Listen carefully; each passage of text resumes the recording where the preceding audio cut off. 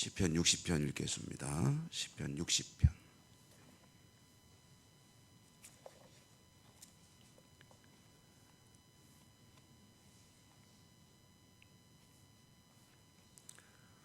시편 60편 1절부터 끝절 12절까지 교독합니다.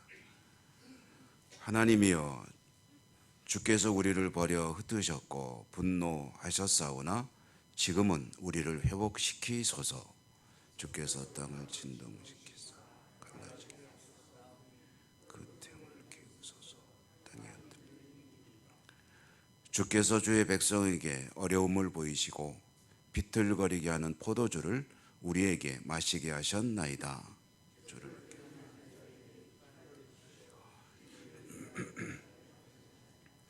주께서 사랑하시는 자를 건지시기 위하여 주의 오른손으로 구원하시고 응답하소서. 하나님이 그의 거룩하심으로 말씀하시되 내가 세겜을 나누며 숫꽃 골짜기를 측량하리라. 길르앗이 내 것이요 므낫세도 내 것이며 에브라임은 내 머리의 투구요 유다는 나의 규이며 모압은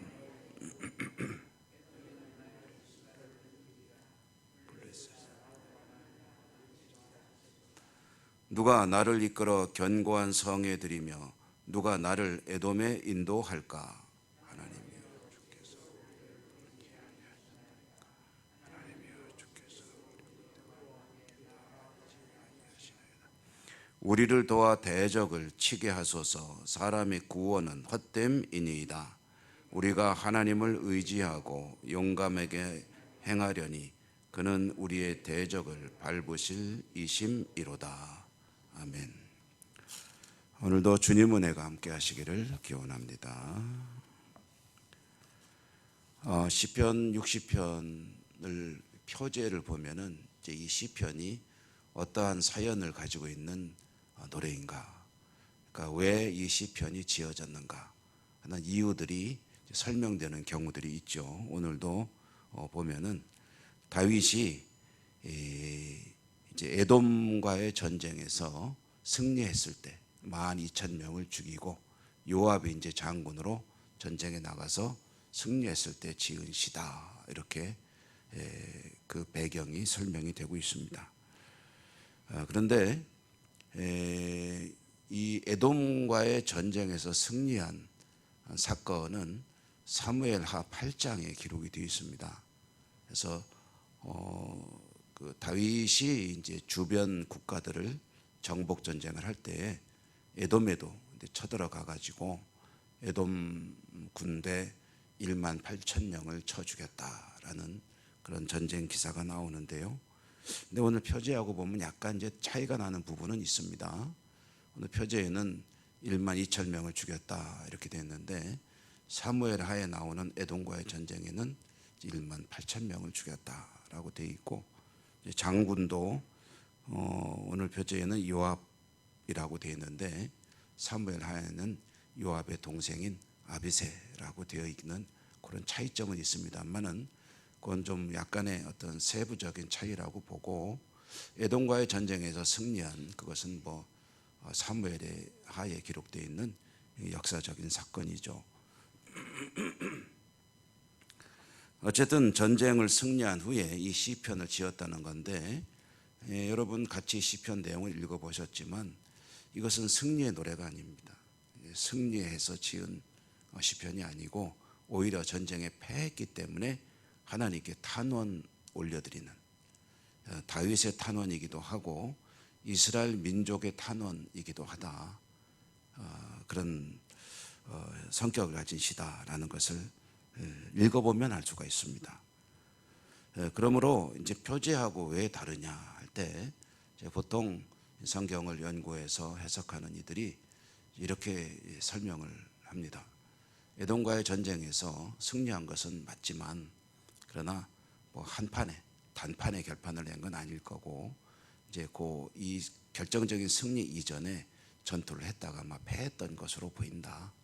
패했는데 하나님께 어떻게 된 겁니까? 하고 이제 시편을 지어 노래를 불렀고, 그 뒤에 이제 하나님의 은혜 가운데 전쟁에 승리하게 된 것이다. 그러므로 이 시편은 전쟁의 최종 승리 이전에 1차전에서 패하고 지은 노래일 것이다, 이렇게 이해를 합니다.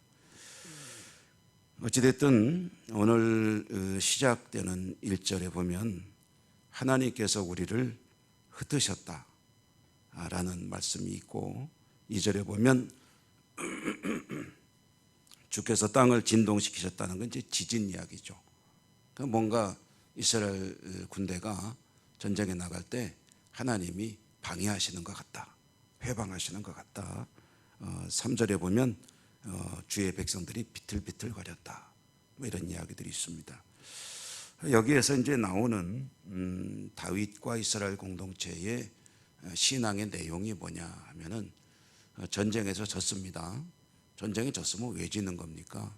전쟁 준비가 부족했거나, 아니면 적군이 우리보다 더 강하거나, 무기가 더 세거나, 어쨌든 뭐 이런 이유들을 생각해 볼 수가 있겠죠.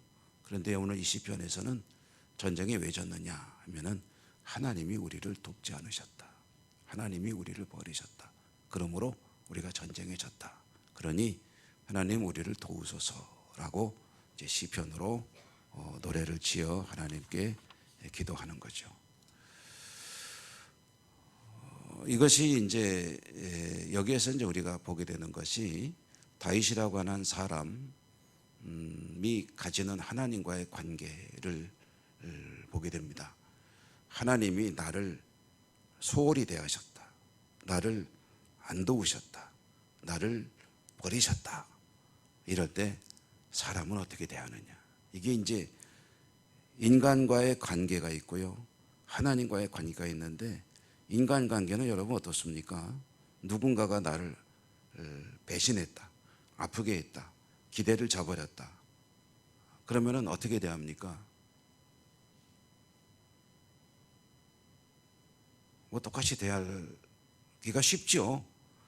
뭐 처음에는 좀 예수 믿는 사람이니까 나를 아프게 했다, 나에게 고통을 줬다, 나를 멸시했다, 나를 우습게 여겼다, 그러더라도 좀 용서하고 사랑하려고 애쓰게 되죠. 왜? 성경에 그렇게 돼 있으니까.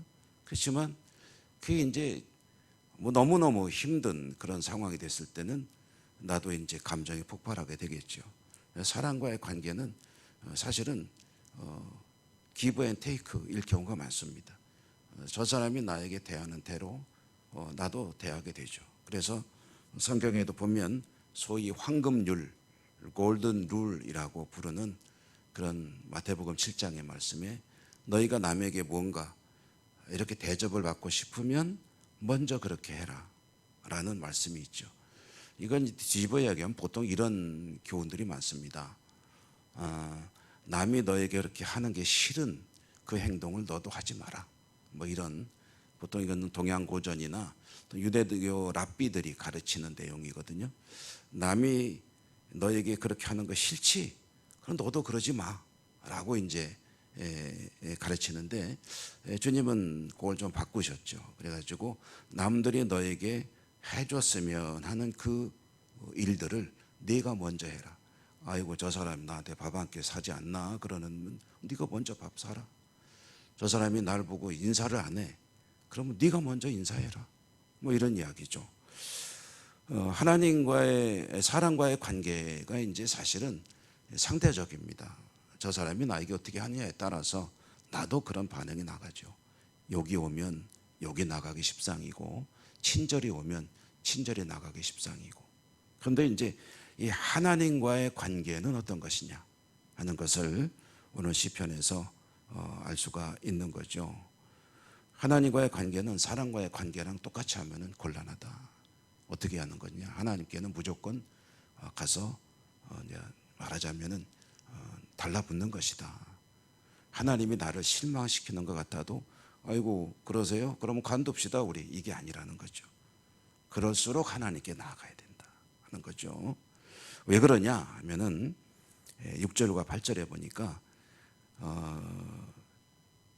세겜을 나누며 숫꽃 골짜기를 측량하며 길랏도 내 것이고 므낫세도 내 것이고 에브라임 뭐 유다 모압은 내 목욕통이고 에돔은 나의 신발을 던지고 뭐 이런 이야기 쭉 나오죠. 이게 지금 그 다윗이 정복한 수 주변에 여러 나라들이거든요. 이 나라들이 다 하나님의 말하자면 손 아래에 있는 것이다. 다른 말로 말하면 모든 것의 주인 되시는 분이 하나님이시다. 그러므로 하나님과의 관계는 그렇게 사람들과 대하듯이 쉽게 하면 안 된다. 하나님이 혹시 너를 실망시켰느냐? 그래도 너는 하나님께 부지런히 나가야 한다. 이제 그런 이야기입니다. 이제 이거를 오해하시면 안 됩니다. 하나님이 능력이 많으시고 모든 것의 주인이므로 기분 나빠도 꾹 참고 나가라. 여러분 그게 뭔지 아시죠? 기분 나빠도 꾹 참고 비위 맞추는 거. 그게 뭐냐면 그게 샤머니즘입니다. 무속신앙. 귀신이 화가 났는데 살살 달래가지고 우리한테 해코지 안 하게 하는 거. 그리고 오히려 나한테 좀 좋은 일 좀 있게 해주는 거. 도깨비 방맹이. 이런 게 이제 그 우리 무속신앙의 내용입니다. 어쨌든 신적인 존재를 살살살살 기분 좋게 만들어가지고 나한테 좋은 일이 있게 만드는 거, 나쁜 일은 피해가게 하는 거. 그게 이제 무속신앙인데요. 하나님이 전능하신 하나님이시니까 솔직히 말하면 기분 나쁘다는 거예요. 그렇지만 어쩌겠노. 그랬다가 괜히 얻어맞으면 나만 손해니까 기분 나쁘지만 기분 비위 맞추며 살자. 이런 뜻이냐 하면은 절대 그런 게 아니라는 거죠. 우리 믿음은, 하나님을 향한 우리의 믿음은 하나님이 나를 외면한 것 같아도 내가 기도 열심히 했고 도움을 요청했는데 하나님 계신데 찾아갔어요. 문을 똑똑 두들겼더니 하나님이 문을 열고 나오셨어. 저기요, 저 이거 좀 도와주셔야 되겠는데요. 지금 나는 좀 죽을 지경입니다. 이 전쟁 졌습니다. 어떡하죠? 왜 그러신 거죠? 라고 할 때 하나님 좀 도와주셔야죠. 그랬더니 하나님이 쓱 쳐다보더니 문을 쾅 하고 닫고 들어가 버렸다는 거예요. 그러더라도 돌아서지 말고 문을 계속 두들겨야 된다. 그것이 하나님과의 관계에서 우리가 가져야 되는 태도다. 왜 그래야 되느냐? 기분 나쁘게 그러는데 왜 그래야 되느냐 하면요, 그게 하나님의 본심이 아니기 때문이다. 그럼 하나님의 본심은 어디서 우리가 알 수 있느냐 하면 그게 바로 십자가죠. 십자가가 하나님의 마음이고 우리를 향한 하나님의 사랑이다. 다른 데서 보지 마라.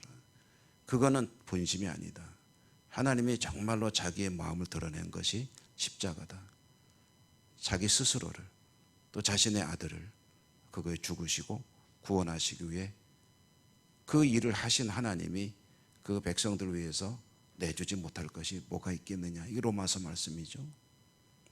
그러므로 하나님께서 좀 냉정해 보인다 할 때 그게 하나님의 본심이라고 생각하지 마라. 사람은 나를 버려도 하나님은 결코 버리는 법이 없으시다. 그래서 시편 27편에 보면은 심지어는 이렇게 표현하잖아요. 내 부모는 나를 버렸어도 여호와는 나를 영접하실 것입니다. 때로는 부모도 버릴 때가 있어요. 얼마 전에 영상에서 보니까 그 이제 미혼모 이야기들을 다루는데 아이들을 갖다가 이제 막 버리니까 아이들을 이제 벗는 베이비 박스인가 뭔가 하는 게 있더라고요. 그래서 거기다 갖다 놔라. 그러면 아이들을 우리가 돌보고 부모가 데려가면 데려가고 아니면은 잘해서 어떻게든 아이가 살아갈 수 있도록 하겠다 하는 그 일을 하는 이제 목사님 이야기가 나오더라고요. 그런데 부모는 버릴 수 있습니다. 사정 있으면 버릴 수도 있죠. 그러나 하나님은 그러지 않으신다라는 거죠. 여러분, 주님을 어디서 찾으려고 하냐 하면은 내가 일이 있는데 안 도와주는 하나님, 그 내 삶의 현장에서 그럴 때도 물론 하나님을 부지런히 찾고 주님을 만나야 되지만 주님을 만나는 자리는 십자가입니다. 혹시라도 주님을 찾고 구하고 싶으면 나를 위해 죽으신 주님 바라보면서 주님의 도우심을 구하고 은혜를 구하고 하는 것이 하나님과의 관계를 만들어 나가야 되는 우리의 자세입니다. 여러분, 오늘도 주님 은혜 가운데 복된 하루 사시기를 주님 이름으로 축복합니다. 은혜로우신 하나님 감사합니다. 저희들에게 또 이 새벽에 하나님을 예배할 수 있는 복을 주시고 말씀을 들으며 주님 은혜 되새기게 하심을 감사합니다. 우리의 삶의 현장 참 많이 어려움이 있지만 우리 하나님 도우심을 의심하지 않습니다. 오늘도 하나님 믿고 의지하며 승리하는 복된 하루 되게 하여 주옵소서. 예수님 이름으로 감사하고 기도드립니다. 아멘. 하늘에 계신 우리 아버지, 아버지의 이름을 거룩하게 하시며 아버지의 나라가 오게 하시며 아버지의 뜻이 하늘에서와 같이 땅에서도 이루어지게 하소서. 오늘 우리에게 일용할 양식을 주시고 우리가 우리에게 잘못한 사람을 용서하여 준 것 같이 우리 죄를 용서하여 주시고 우리를 시험에 빠지지 않게 하시고 악에서 구하소서. 나라와 권능과 영광이 영원히 아버지의 것입니다. 아멘. 기도하십시다. 기도할 때 여러분의 소원 하나님께 믿음으로 올려드리시기 바랍니다. 또한 우리가 함께 기도하는 여러 가지 공동의 기도 제목들을 교회와 나라와 민족과 특별히 아픈 분들에 대한 기도 잊지 마시고요. 선교 현장을 위해서도 우리 아이들을 위해서도 기도하시고 연세 높으신 어른들을 위해서도 기도해 주시기 바라고요. 주여 한번 부르고 기도하겠습니다.